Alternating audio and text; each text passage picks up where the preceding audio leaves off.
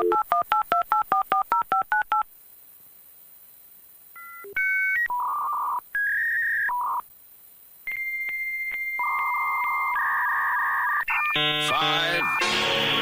four, three, two, one.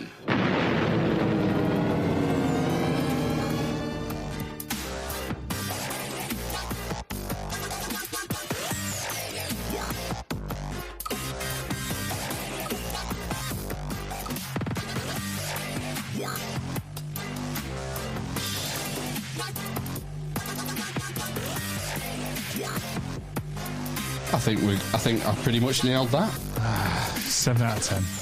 Well, we've had a week off, you know. We're used to doing the live video production. On our holidays. I know, I've been on holidays. Right. Hello, willkommen, bienvenue, konnichiwa, ni hao, jambo, marhaba, ave. Bonjour. Time for the Armors Inquisition yet again, episode 205 on Saturday the 30th of October. I'm Amish Phil. I'm Amish Ben. I'm Amish Matt. The Dwarf, the Cripple, and the Mother of Madness. And this week we're joined by Mark Selleck from Casting Through Ancient Greece podcast. How are you doing, Mark? It helps if I turn your volume up. Sorry, say again. Say again, Mark. I'm doing well, guys. How are you guys going? Yeah, good, thank you. Really well. Yeah, rested. You usually say fair to middling. I do, but today I'm really well, and it's been off, pleased to be sharing that status with all and sundry. Well, it's good to have you here, Mark. We this was our mutual friend Steve Whitehead's. I think he commented on a tweet or something and said, "Oh, you need to hook up with Mark and talk about ancient Greece." Like, yeah, we like it. We like ancient history here. Yeah. So, what's the crack with the casting through ancient Greece? I mean, it's such a massive thing. Are you doing sort of like a timeline? Are you starting at the beginning of the story and going through chronologically, or if you got more of a sort of anthology approach where you're picking different parts of the culture and doing an episode on, religion or warfare or what's your sort of process? Yeah, so you're right. It's like a massive undertaking. And before I even started, I spent ages stewing over where to even begin and what to do. But I decided to go with a chronological sort of narrative, and I basically went all the way back to the start of, I guess, early human history in Greece, and moved my way forward. Obviously, I'm only spent a brief time on those sorts of subjects since there's not too much information around them.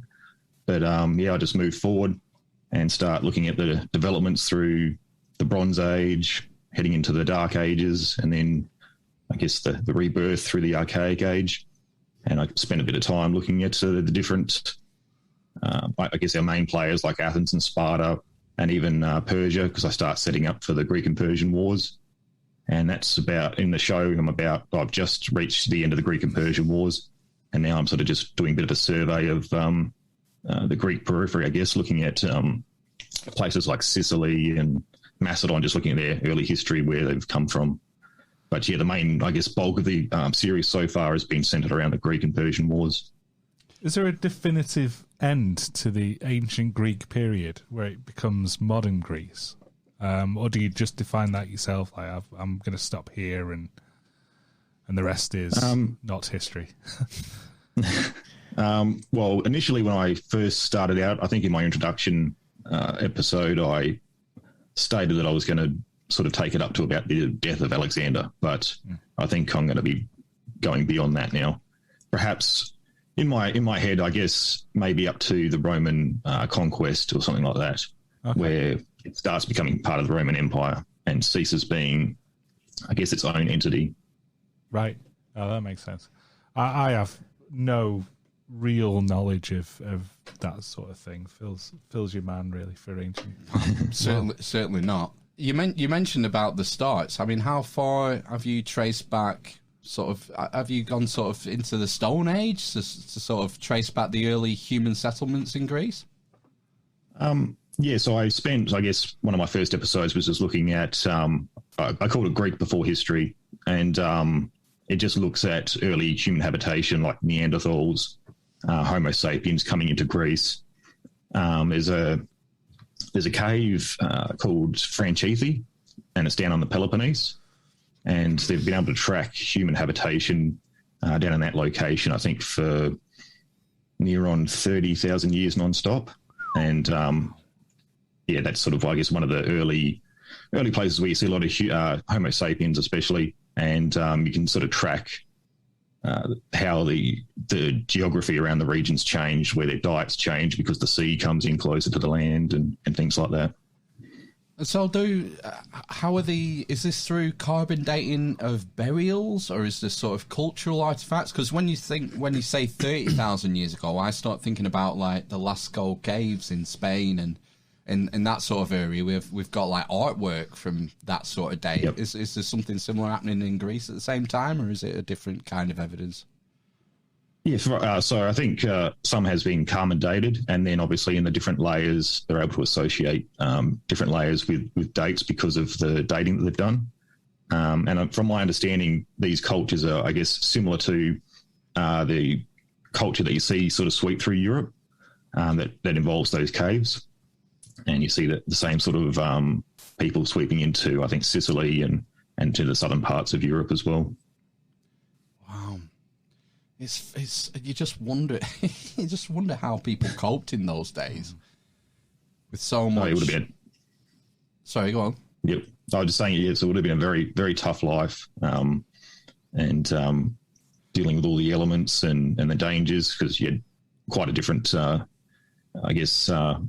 plethora of wild animals around the region, mountain lions and things like that. Right. Well, this is before the mass extinction at the end of the last ice age. So we've got like big saber-toothed cats, short-faced cave bears, giant armadillos. I mean, everything's just massive, isn't it? Yeah, dragons. And we're such a weak species in comparison. Everything else kills things with their face. Mm-hmm. And we're just we have brain power and we have endurance, and that's about all we have, isn't it? That's all I've got, yeah. I was just going to ask as well, you said that the coastline, sort of the sea encroached, then did you say, towards that kind of level of the land or whatever?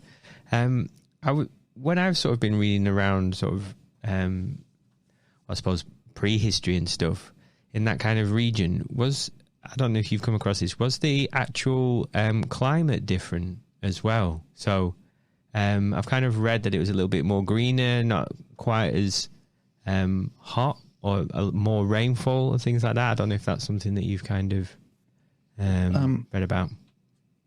Yeah, so from my understanding, especially when you're looking back before the coming out of the Ice Age, the climate seems to be a lot more volatile. Mm-hmm. So even though you're probably talking about another 20,000 years, but even over that time, you would have had ups and downs with climate changing. And I think this has to do with why a lot of the vegetation around the area was changing. Mm-hmm.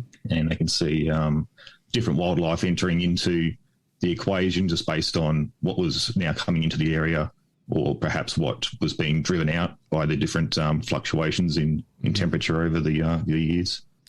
Yeah, so I mean, like, that was something I've been listening to Steve's podcast quite a lot, and I'm just onto one. He was talking about sort of like the Bronze Age collapse, and sort of all the different things that were going on in terms of like there's another kind of reference in the change in the climate and evidence that sort of like the Mediterranean Sea temperature like decreased and things like that from core samples, and just like the influence that had on sort of like the civilizations around there. So when was like the first time that people got together and could be kind of classified as a civilization then in Greece or in that kind of region? When did settlements sort of start? Yeah. Well, so I guess a recognizable civilization first comes about when we look at the Mycenaean Greeks. So the Greeks of the Bronze Age. Yeah. Now there would have been settlements before that, but this is when we start to see a more shared culture and more recognizable languages and cultures that are shared throughout the regions. And obviously this was back before the Bronze Age collapse sort of things that you're talking about. Interestingly, I actually just spoke to Eric Klein, who's wrote his book 1177 BC. The big dog. Yeah, I noticed you guys have spoken to him as well. Yeah. But yeah, so I just spoke to him about a lot of this sort of stuff a couple of weeks ago, and it's very interesting to see how I guess the climate became a lot drier, and that was the sea temperatures were drawing up a lot less precipitation, and which would have affected crops and whatever else. I think Eric even points to in a lot of caves they find the stalagmites stop growing as well, just because of the reduced rainfall. Oh, wow. I mean, yeah, but sorry, go on. We can say something then. No, I was just finishing up that thought, but yeah. No, I was just going to say. So when does now? This is I've not listened to the second part of Steve's Bronze Age collapse thing, but when have we talked about the Sodom thing and the airburst potential? Is that a different time? Sodom and Gomorrah. I mean, I would have thought that would have been later. Was it later? But I don't know. Correct me if I'm wrong. I don't know. Are you kind of familiar with this? This kind of. I've heard of it. I thought it was an earlier. So Right, I guess the Bronze Age collapse. We're looking around 1200 BC. Mm-hmm. And from my understanding, the whole Sodom Gomorrah would have been earlier. I think. Okay. Yeah, I mean, I've read. You've got like Solomon at around 900, haven't you? So it's got to be earlier, hasn't it, Mark? It has to be. Yeah, I always thought people tried to connect it to comets and things like that were hitting the Earth, but I'm not full bottled on when that was occurring. Right. Okay. And it's so sketchy because, we're pretty much reliant on the one text for dating when it comes to Sodom and Gomorrah, aren't we? And there are lots of, it's a controversial subject. I was quite, I really loved talking to Eric about the historicity of the Bible and the Old Testament and stuff. And we did the same with David Rowland and whatnot. Because, it's hard to get secondary texts or secondary evidence to corroborate these sort of things. I mean, Eric mentioned that that I don't know whether it's not a plaque but a carving that said the House of David. That was around the same period that King David would have been alive. So there's corroborating evidence, but this stuff is happening so long ago, and we have such a dearth of supporting literary evidence. Because again, a lot of this, not David, but Sodom and Gomorrah is happening before the Bronze Age collapse. But it's mentioned, isn't it? I mean, I'm trying to think about the earliest mentions of the Israelites, but then you're going into sort of like the Egyptian records and stuff, and you just get to this point where it just boggles your mind. You end up chasing your tail and just getting completely confused because you're having to draw from all these different kind of sources to try and patchwork together some timeline of events, because this is why we're here, Mark. It's because we're interested in our story, our story of humanity. Where do we come from? Why are we here? What's happened before us? And we're all just interested in the truth and accuracy and trying to figure it out. And it's so difficult when you've got this lack of textual evidence, isn't it? Absolutely. It's I think it's a big attraction to history, especially ancient history. You've just got so many unknowns, and trying to track down some semblance of truth or even just so I find it interesting just trying to hypothesize about things, even though it may not be entirely accurate. It's still a worthwhile exercise. And yeah, going back to the Israelites and the Egyptians that you were talking about, I mean, we even have evidence is starting to emerge that the Philistines were actually a lot of the Mycenaean Greeks who had come out of Greece after the collapse of the Bronze Age. And Eric spoke a bit about that as well, how they're finding a lot of Mycenaean pottery in a bunch of cities down in the Levant that all date to the same period and are recognised as Mycenaean. And I think even lately there's genome testing that's been done that's been able to connect a lot of the Philistines. Well, I think in a number of cases, I think there's 5 different samples, but they've been able to connect them to the actual perhaps Mycenaeans or people coming from the Aegean anyway. Yeah, it's this story, isn't it? It's so hard to get your head around. And you mentioned, sorry, I forgot what I was going to say then about Mycenaeans. Because you were talking about, like, what's the history of the first settlements, and we go back to Mycenae, but this isn't like a primitive civilization. That's what I mean, yeah. We have this entire network around the Mediterranean. It's not, they're all interconnected via trade, via diplomacy, intermarrying. They're all dependent on each other and separate. And so if you just stick to Greece, there must have been a chain of settlements before that, probably going back thousands of years, getting ever more sort of sophisticated and hierarchical. Yeah, absolutely. And that's where it becomes difficult to track them. When you don't have a recognizable civilization, you've got so many holes in the story, and it's just, you can look at one settlement, but it may not give you the entire picture, because another settlement over the hill could be completely different at the time. And I think it's when these shared ideas become ingrained and entangled, that's when you start seeing something that becomes more recognizable. And even the Mycenaeans, I think they only really sort of started becoming recognizable around 18 to 1700 BC, when we could really start seeing them form as a civilization. And they appeared to have taken on aspects of the Minoans, who were another, I guess, precursor to the ancient Greeks as well, seafaring and Egyptian culture. And who the Mycenaeans would end up basically absorbing into their civilization. Yeah, it's only when a civilization becomes so distinct that it sort of sticks out like a sore thumb.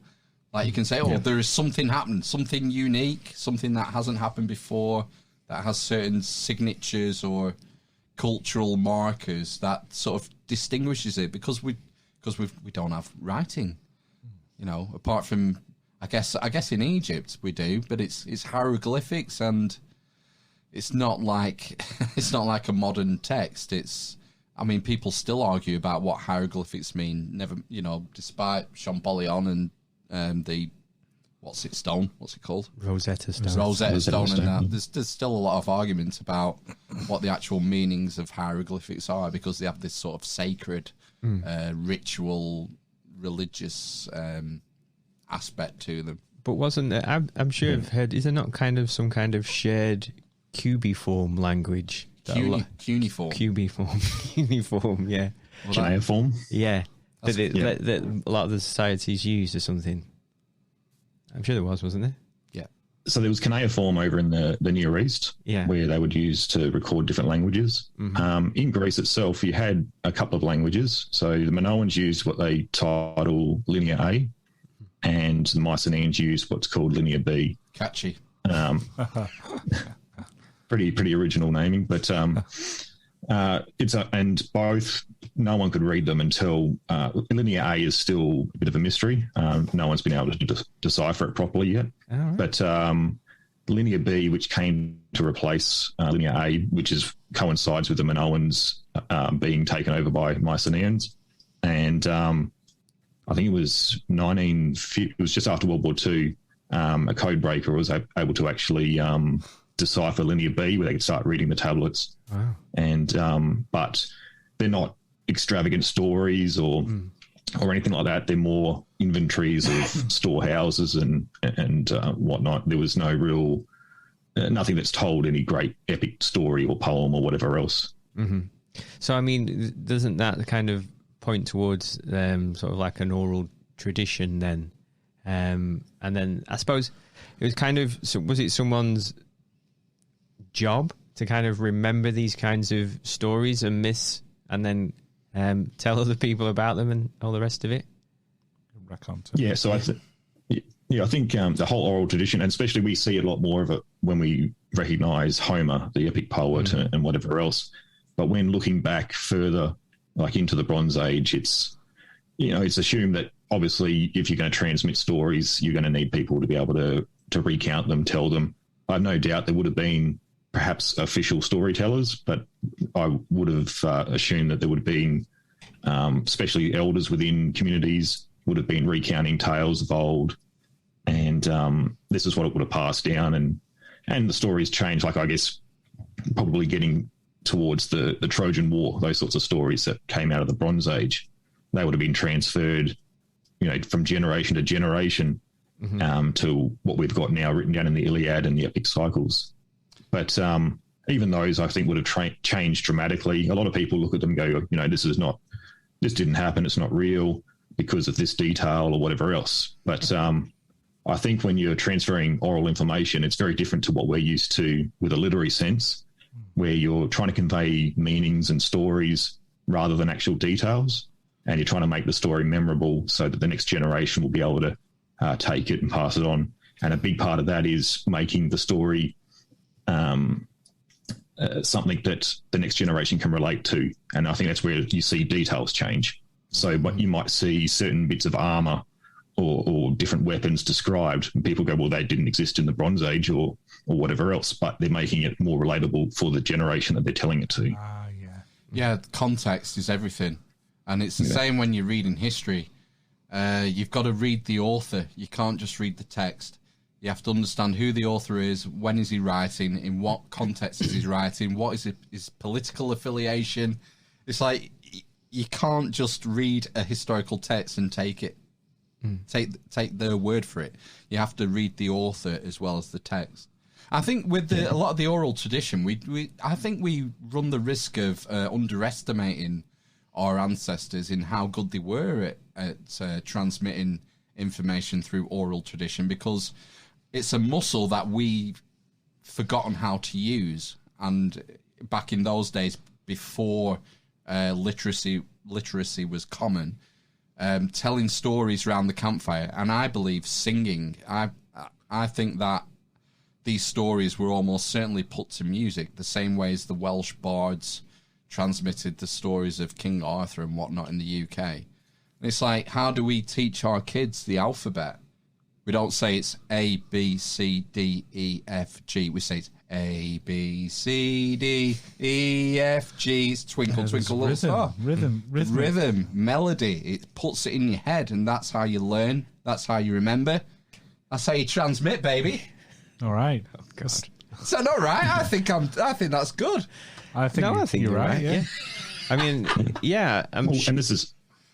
Say, Mark. Sorry. So I was just going to say, and that's exactly what they did as well. They had, when they retold stories, like the epic poems and that, they're written in hexameter verse, which is a pattern. So it's a musical pattern to basically transmit the words. And this is what helps it become more memorable as well, because you think about, like what you were just saying, and even if trying to recount lines of a song, it's the same thing. It becomes memorable because of those musical patterns. Right, exactly. You can remember lyrics from Michael Jackson's Thriller that came out 40 years ago because it's tied to the melody. Did they have instruments back then, sort of the Bronze Age period? Yeah, it's had lyres, and you often see the double pipes that they play. I've seen people recreating those pipes, and that's just on YouTube. You can find those, and they're trying to... I've seen efforts where they've actually been trying to put the epic poems to music on those pipes, where they play them. But yeah, it's very, very interesting. And I guess Hesiod tribute band. It'd be a very tough thing too, because we don't know what they would have sounded like. So they're creating it from images of pots and other artifacts to try and get it right as well. So wow. So did they even know what they were made out of? What material they were made out of? I've seen some that have been made out of wood, like reed, and then I think even bone as well. Right. Yeah. I'd want some bronze ones personally. If I was in the Bronze Age, nice polished pair of bronze pipes to play. Don't want anything from the Bone Age. No. So 4000 BC. Oh, God. So Neolithic, man. I know, yeah. So moving on past the Bronze Age, and sort of Mycenae collapses. And is this where the Dark Age happens before classical Greece emerges? Is that a Dark Age? So, that's a Dark Age. And it's also called the Iron Age. I mean, some people get hung up on calling it the Dark Ages because we're getting more information about it now. But I think it still obviously shows that there was a regression in culture. So, you could argue it's still a dark age because culture seems to have taken a backward step. Like now. Yeah, like now, yeah. You see a lot of settlements disperse, centres become a lot less populous, and there's a lot more space between settlements that occurred. And you've had exit, especially in Greece, you've had a population shift, even exodus perhaps. And then I think it spends the next couple of 100 years then starting to re-emerge. So you go through almost hits its rock bottom, say probably close to about 1000 BC, somewhere around there. And then you start to see things start to redevelop, settlements grow again, and new, I guess, political identities come about, where I think they basically 776, the dating of the Olympic Games, is where they sort of give a demarcation point to where the Dark Ages end and the Archaic, like a rebirth, because you have like an Archaic age which sets in before the Classical period.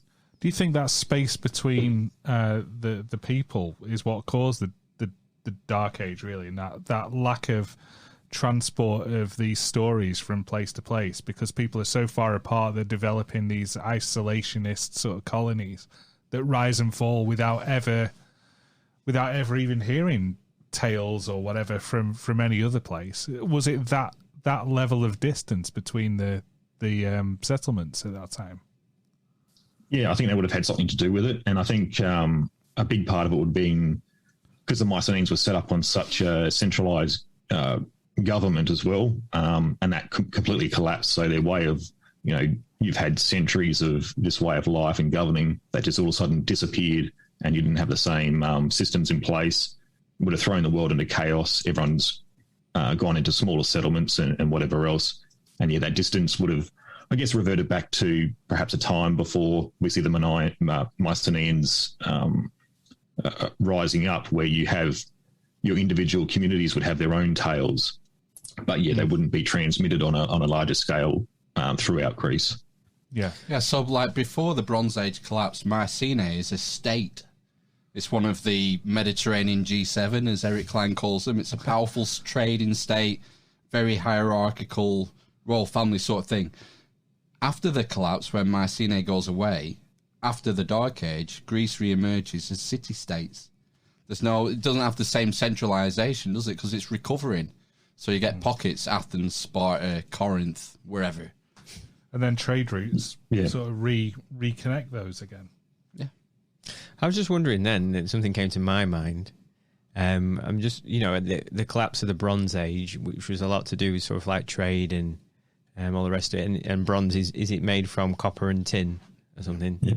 I'm just wondering if the Iron Age was like born out of necessity, because kind of the things, I think something I've heard about, iron ore is more plentiful, but you have to get higher temperatures or something to change the ore to smelt it down. I'm just wondering if that period of a Dark Age kind of forced people to, we can't get copper or we can't get tin anymore. Yeah, so work with what you've got. International trade's broken down. We can't get tin from Cornwall or Wales anymore. Yeah. Or lapis from Afghanistan. So I'm just wondering, exactly, Lapistan. So I'm just wondering if, when does it kind of, that technology kind of appeared, in kind of ancient Greece, for sort of smelting iron ore and iron becoming sort of like the go-to metal? Do you know that? So from my understanding, it's very hard to just give a straight demarcation point for something to occur, but obviously it would have been, it's around the time of the collapse taking place. A lot of, I think, regions start seeing a massive influx of iron around 1100, 1000 BC.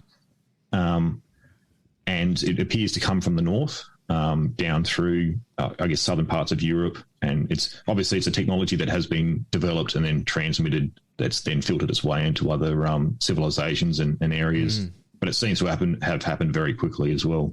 Yeah.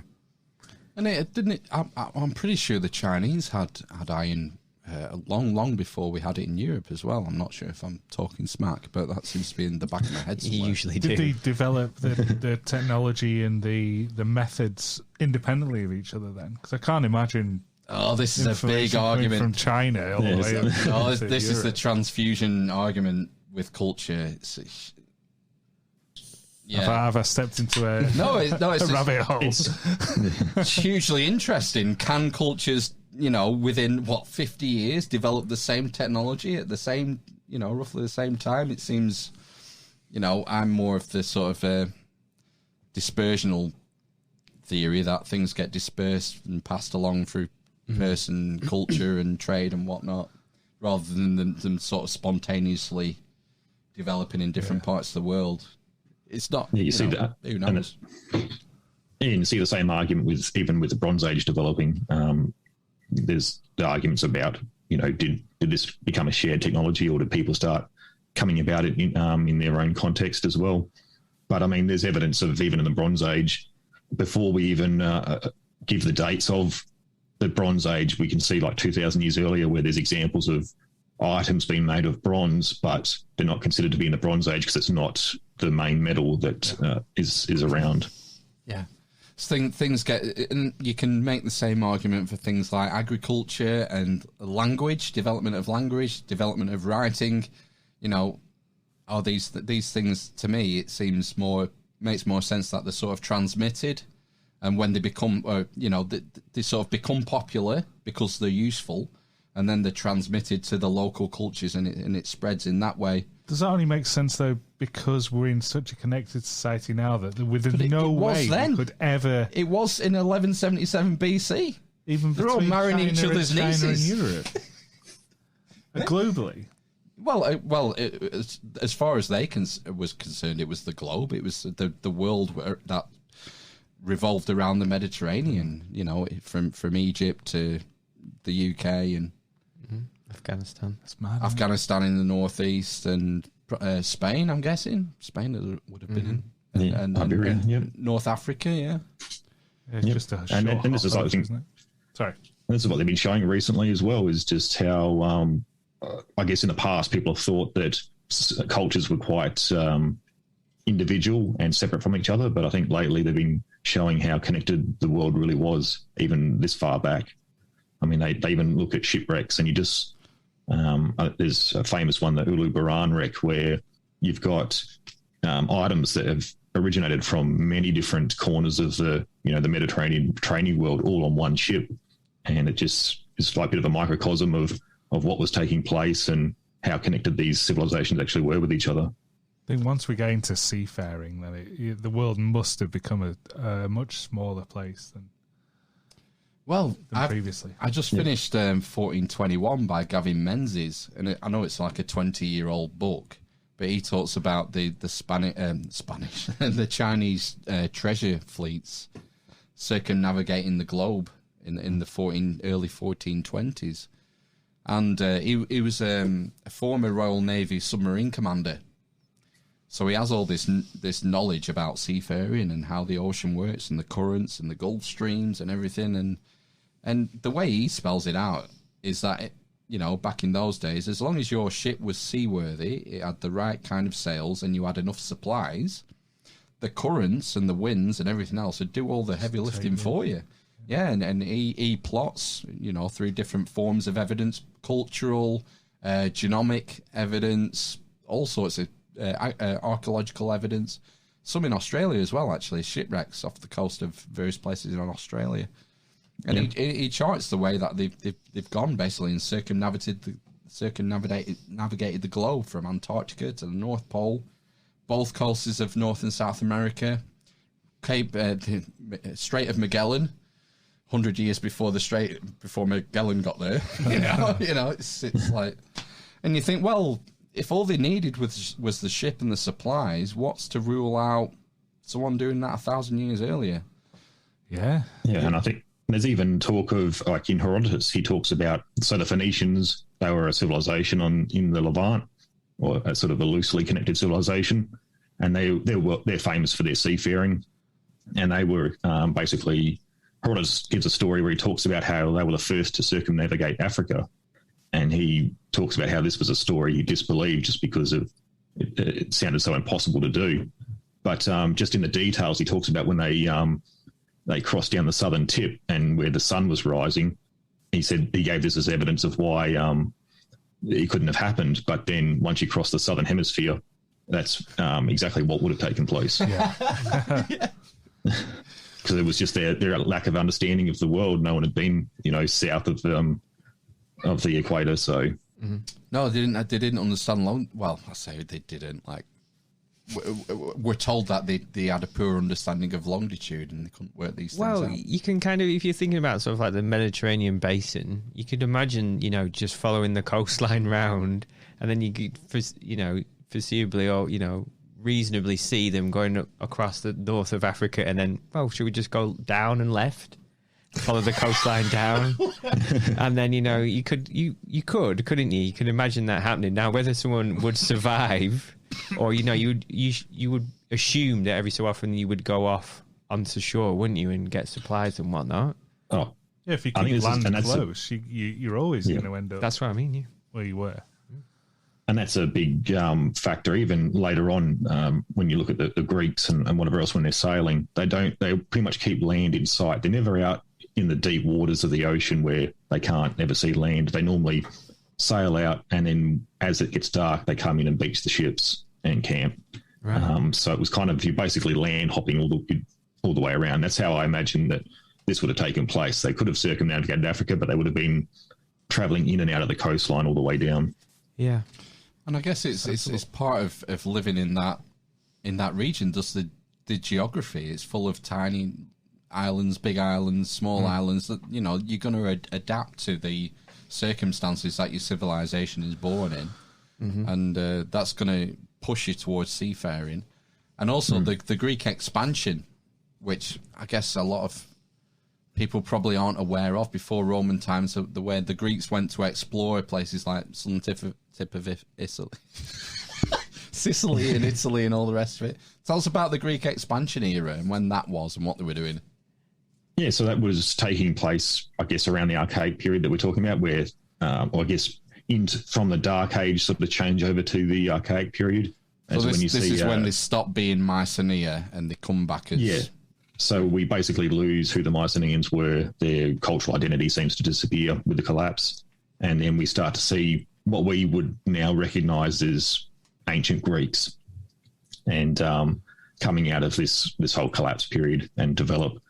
And what we see is they have a migration, or they send out colonies basically. So, and the motivation to doing this was a lot of the cities, or I guess settlements at this stage, were starting to grow more populous.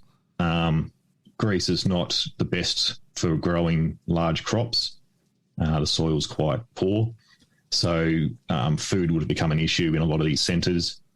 And I think you have off the coast of Attica, so places like Athens and Sparta that we see as the big powerhouses, they weren't the first to recover and become more prosperous. There's a strip next to Attica. It was quite a large island. It's called Euboea.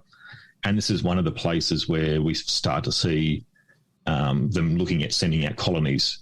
And a big motivation was because they were trying to reduce the population stress, start a new colony where they could tap into new trading markets, and also keep everything at home under control as well. And yes, Italy, Sicily would be some of the first places that they would look at setting up some of these colonies as well.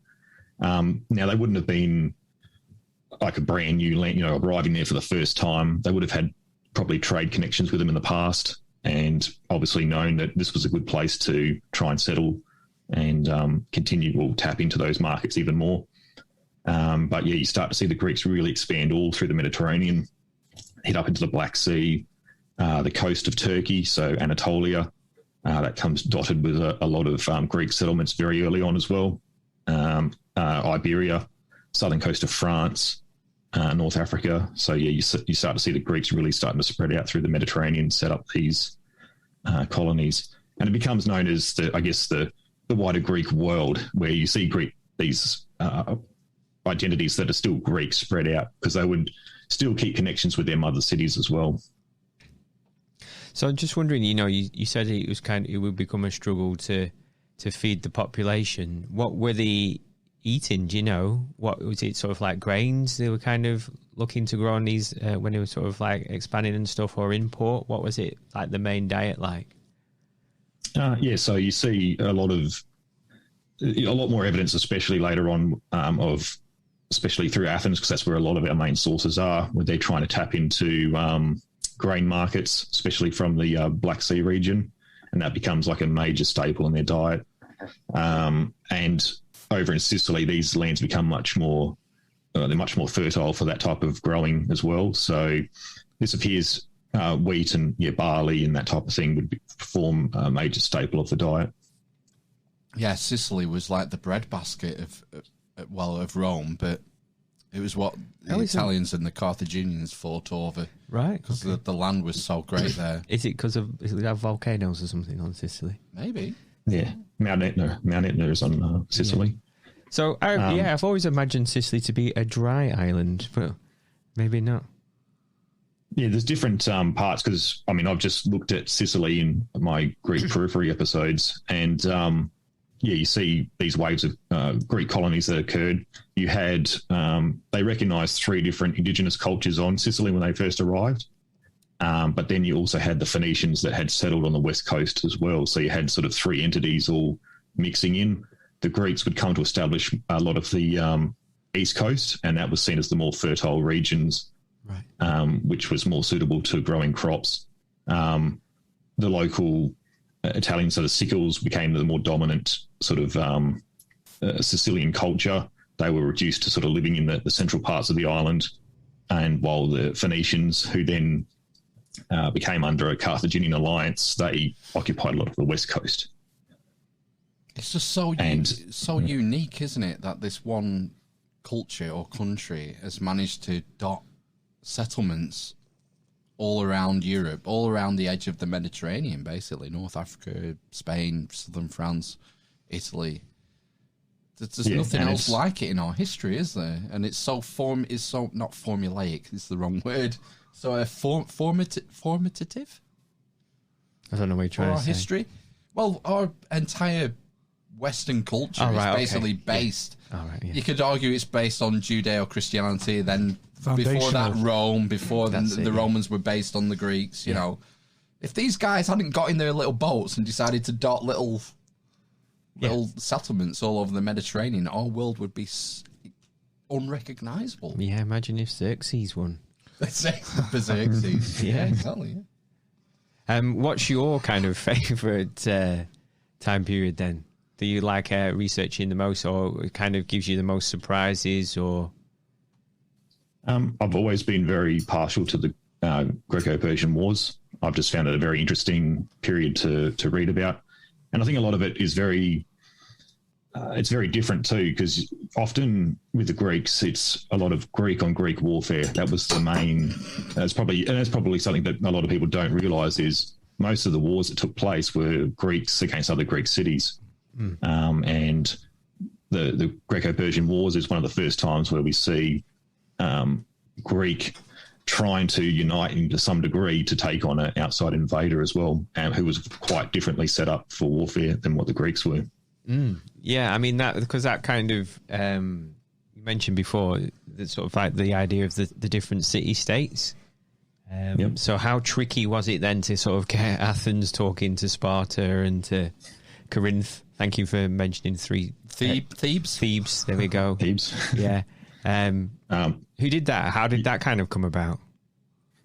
Very, very difficult. So you had this, I guess they call it the Hellenic League, would be formed, and that would be before Xerxes' invasion, where these Greek city-states would come together to defend under one idea, supposedly. But before that, you even had 10 years earlier, you had the invasion, the first Persian invasion, which resulted in the Battle of Marathon. Oh. And this is one where Athens, pretty much by itself, with a little bit of help from Plataea, fought the Persians, and they had sought help from Sparta, who arrived the next day or so. Too busy grooming themselves and doing squats. Supposedly they were celebrating a religious festival, Carnea. But a lot of these things become connected, or certain ideas can come about, especially once you really read through the entire Greek and Persian Wars and start to see little trends develop. But yeah, it wouldn't be until Xerxes' invasion, a couple of years before Xerxes' invasion, where this Hellenic League would be formed. And again, I mean, we're talking, you're talking over 1,000 Greek city-states, and we had 31 come together. So it's, I would assume a lot of them would have just stayed on the sidelines, seeing them not being involved too much in, seeing themselves in the path of the invasion. A lot did come to arrangements and side with Xerxes, like Thebes. What happened to them afterwards then that sided with Xerxes? After the wars, all the men who were responsible for seeing Thebes go down that path were taken and executed by the Spartans. Right. But there is also, because we hear at Thermopylae of 400 Thebans fighting on the side of the Greeks. And so in Herodotus, they're told as being hostages held there. But I think there's probably a good theory that suggests that these guys were not held there against their will, but they were perhaps part of the opposition political power in Thebes, who were looking to defend Greece. And so they were from a different faction that would have been opposed to the policy that was back in Thebes. I mean, you have this... sorry. Thank you. I was just going to say, you have these Greek outposts in Anatolia as well, like the Lydians and whatnot. So these are who the Persians came across first. They weren't on like the Greek, what we think of what is Greece now. They're actually in what's modern-day Turkey. And didn't they send word first back to Athens and Sparta for help? Is that not what sparked most of it off? Yeah, so it's what's called the Ionian Revolt. Is what's Ionian, supposedly... Ionian, yeah. So it's what's considered to have sparked the whole Greek and Persian Wars. Again, these settlements were born out of the Greek migrations that took place that came out and formed colonies all along the coastline. And a lot of these settlements are where they recognise a lot of developments really taking place before they then were transferred back into mainland Greece. But they would come under control of the Lydian Empire first. So that was under King Croesus, Richest Croesus. Yep. And it's a saying they always hear that apparently it's a well-known saying, but I don't think anyone under 30 or 35 has ever heard of it before. But, close. I thought you were going to say under 50 or something. Well, I was just trying to be nice. But he's famous for inventing coinage, isn't he, Croesus? Yeah, so he's supposedly he's famous for inventing the gold coin. Minting the gold coin. It's thought perhaps maybe his predecessor may have done it, but he's going to take credit for it. And that's who we have the most information on anyway. When Herodotus is our main source on this sort of period, and that's who we get the bigger picture from. But you would have the Lydians who ended up incorporating a lot of the Ionian cities into their empire. But then about 50 years or less after that, that's when Persia was really steamrolling across the Near East and started coming westwards, where they would eventually come up against the Lydian Empire. And we get our famous, you've probably heard of the Oracle of Delphi that Croesus sent off for, asking if he should attack the Persians, and got the response that if he attacked, a mighty empire would fall. Little did he know that was his. Yours, yeah. But yeah, so then the Persians basically incorporated all of Ionia, and the Ionian Greeks traded one master for another. And from what we can understand, it appears that it was probably down to money. Like I think they were being taxed a much higher rate than what they were used to, and this is what sparked them to seek help from mainland Greece to help in a revolt that was going to break out. It appears that the revolt was going to happen anyway, just there seems to be a bit of a momentum there. Then they sought aid from the Greeks, who realistically only a very small amount of help came from Greece, which was in the form of Athens and Eritrea. And I think they sent something like 20, 25 ships that went over to take part in the Ionian Revolt, which was very short-lived. They got as far as Sardis, which is, I guess, the main governing city for the western part of the empire. They couldn't take the Acropolis there and retreated back, and they were defeated in a battle outside of Ephesus. And that was basically, once they were routed and got back to their ships, that was the last that mainland Greece had involved in the Ionian Revolt. Yeah, because you've got to bear in mind, it's a bit of like a David and Goliath match here. Like, the Persian Empire is ginormous. This is like Xerxes, I like to call him. You know, the other guy, Cyrus and Darius, they've already put the hard yards in as far as conquesting and then organising with the satrapies and all the rest of it. They have a really well-oiled, well-organised, ginormous empire. And they're coming up against these little city-states that are busy warring between themselves and whatnot. It really is. It's one of those turning points in history where you think, what if? What if it went the other way? That's what fascinates me. Yeah, and it's understanding the motivations too, especially through those Greek and Persian wars. It appears that the first invasion doesn't even seem like they were trying to conquer Greece. Just the size of the force that was sent was quite small. You couldn't imagine it trying to sweep through to take everything over. But then 10 years later, was this planned for, or is this in response to their defeat? It becomes difficult to tell. But Persia has always had a policy of expansionism through all of their kings. So there's evidence where they do have limited, say, probes into new territories where they'll take key points, and then there'll be like a massive influx of troops or a larger invasion to try and conquer it further. So that's another theory that could have been taking place as well. I mean, what would have happened? What would happen, Mark, if let's say Thermopylae doesn't happen and the Persians steamroll through Greece? Good question, and I think history would be quite different. I mean, just a bit. Just a bit. There's a Netflix series in there somewhere. And I think it perhaps maybe they may have come that far. Who knows if they would have gone on to incorporate Rome, whether that would have been if Rome had time to develop to be able to oppose them as well. But even if that had taken place, a lot of the Greek culture would be missing that was incorporated into Roman culture as well. So I guess the question is, where would the Persians have stopped, isn't it? You know, the Greece, they took Anatolia, and then Greece was the next step as far as coming into Europe. And if they roll over the Greeks, then the next step is Italian Peninsula, Italy, and North Africa, Carthage. Yep. You might have had some sort of alliance between the Romans and the Carthaginians to fight against the Persian.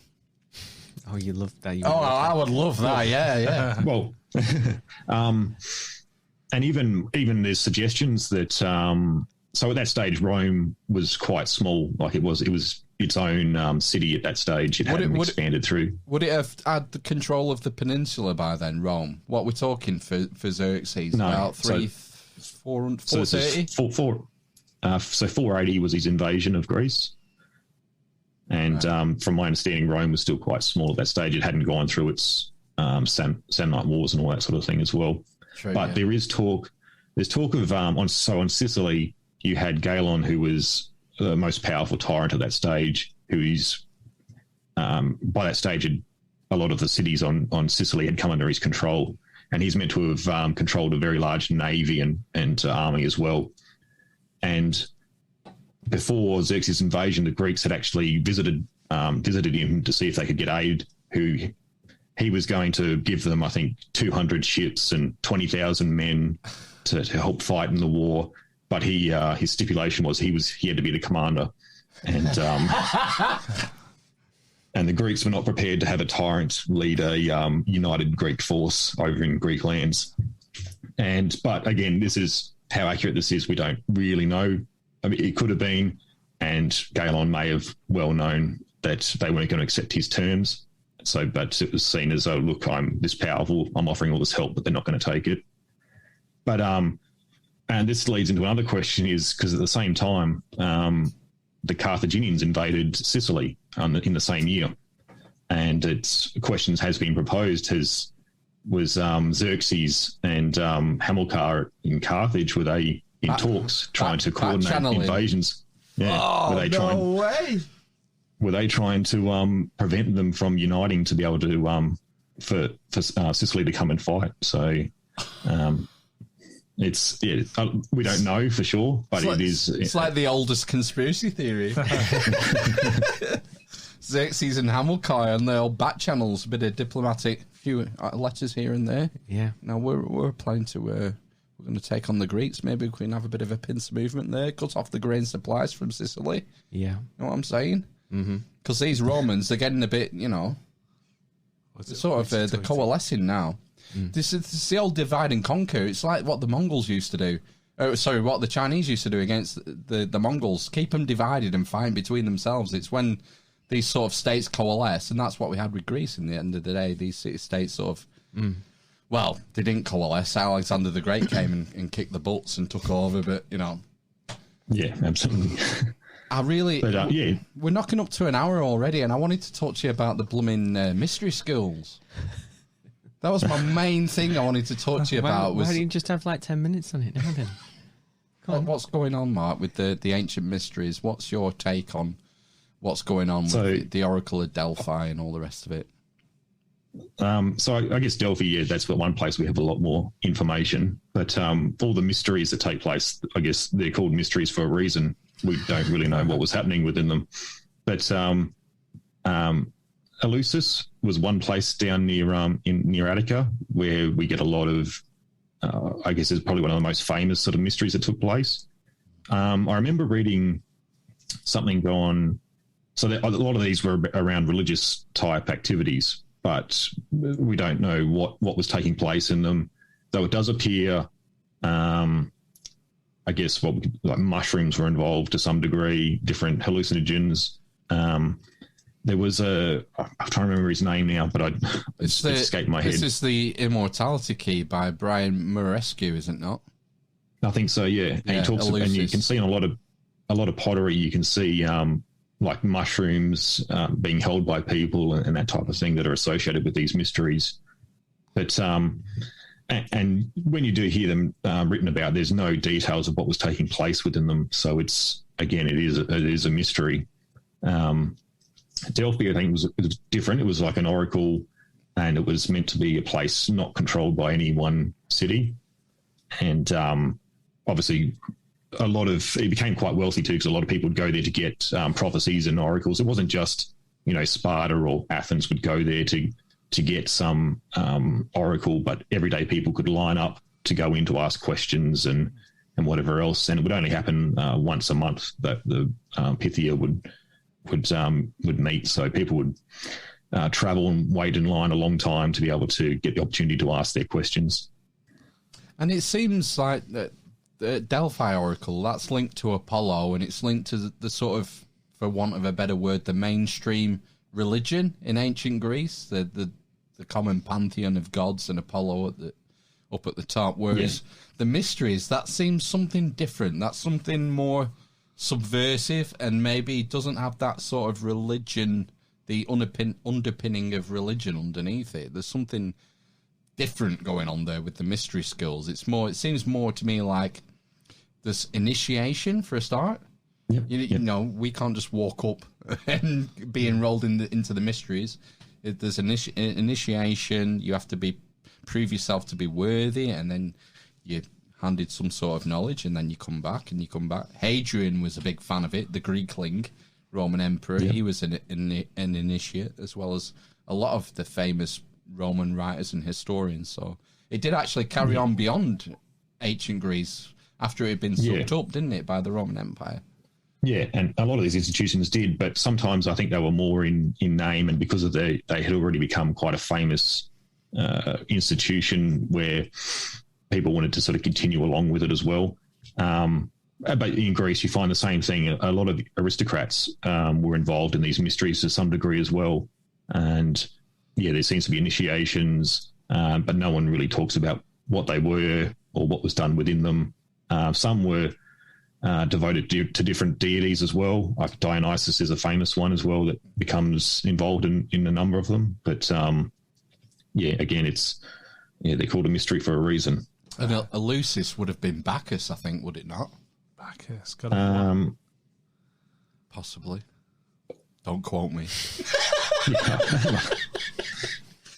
But yeah, I'm not 100% on that. Yeah, there's something about Eleusis. I'm just thinking back to that Brian Marescu book about wine and dancing and partying, and sorry, Dionysus is associated with the god of wine and whatever else, so possibly. Maybe Bacchus is a Roman god and I'm getting mixed up. There's that many. It's so strange, isn't it? We've gone from this sort of pantheistic worldview or religious worldview a couple of thousand years ago. It's so seminal, isn't it? That we've gone to this Judeo-Christian one god. What's the word? One-party system. Monotheistic. Monotheistic system. It's such a massive, massive sea change, and it requires massive centralization of power via the Roman Empire to make that happen and to change all the feast days and whatnot.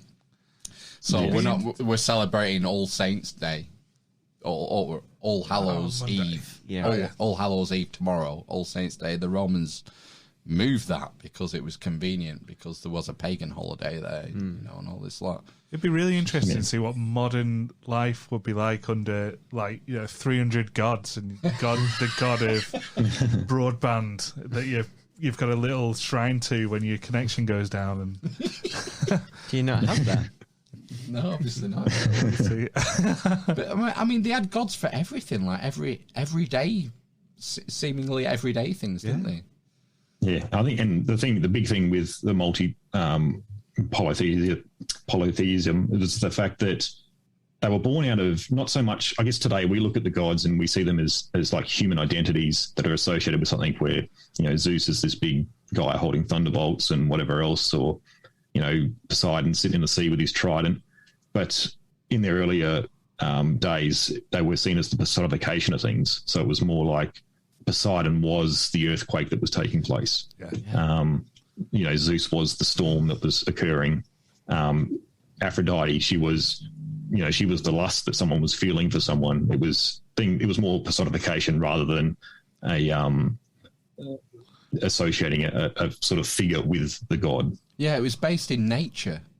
They looked at the world around them and tried to explain the things that they saw. And then it was later on that things sort of got anthropomorphized. Anthropomorphized, I was going to say that. Kind of the word, yeah. Decided against it. And we end up looking at like a big guy in the sky sitting on a cloud playing a harp with a beard. It's, yeah. But yeah, early on it would have, and this is the same for all cultures that had multiple gods. They were born out of the natural world. It was looking at something controlled something, and without science, they couldn't, you couldn't explain certain things, so it became deified, and then there were other reasons to try and explain why things were not going right or why they were going wrong. Well, it's just people trying to make sense of the world around them, isn't it? Yeah. It's what we always try and do, and it's what we do on the Amish Inquisition podcast every week. Just trying to make sense of stuff, man. Yeah, man. It's so hard. Especially for us. Yeah, especially when you've only got like a 40-watt light bulb up here. You're trying to do all the work. Yeah. I wish I had a superpower brain sometimes. It'd be great being a genius. I'll let you know. Well, Mark, we've gone past an hour. We're going to have to let you go and get on with your day. Cheers, Mark. That's been great. Enjoy Halloween. Absolutely. Yes, yeah. Sam Wayne. Sam Wayne? Who? Sam Wayne. That's the old Celtic. Sam, yeah. Oh, right, okay. Well, it's spelt Samhain, but it's pronounced Sam Wayne. Sam Wayne. Yeah, flip that M upside down. Sam Wayne. Turn that frown. turn that into a Wayne. Yeah. Exactly. Well, it's been great. It's been a pleasure to meet you, Mark, and enjoyed talking to you and learning bits about ancient Greece. We love it. Yeah. Mm-hmm. It's great really to talk good. to you guys Thank you too. very much. Yeah. Thanks for having me on. Stay on the line while we play ourselves out, and we'll catch you on the flip side. Don't touch that dial. Stay tuned for part 2.